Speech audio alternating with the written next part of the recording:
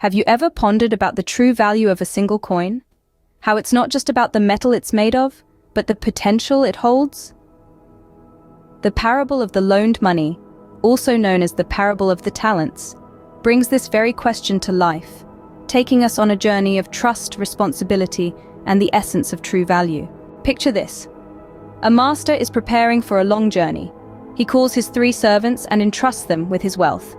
To one servant, he gives 5 talents, to the second, 2 talents, and to the third, 1 talent, each according to their ability.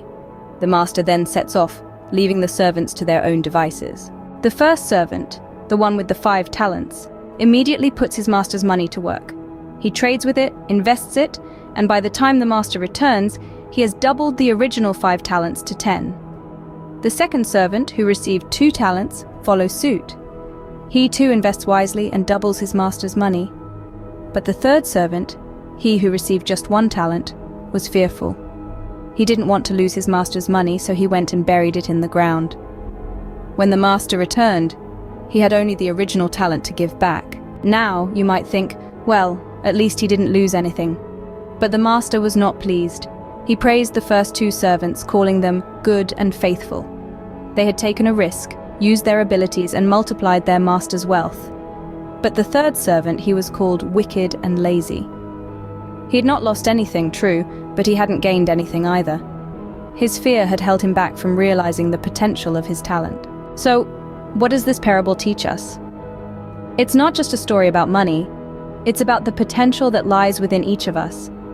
It's about the opportunities we are given and what we choose to do with them. The talents represent not just material wealth, but our skills, abilities, and opportunities.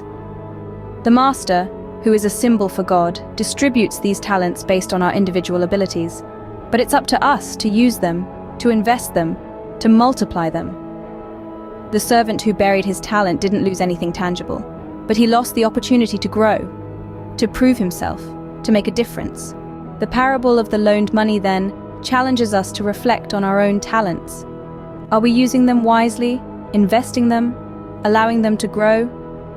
Or are we burying them, letting fear and complacency hold us back from realizing our full potential?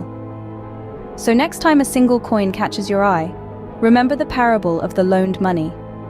Remember that its true value lies not in its metallic composition, but in the potential it holds. And just like that coin, you too hold an immense potential within. The question is, will you invest it wisely?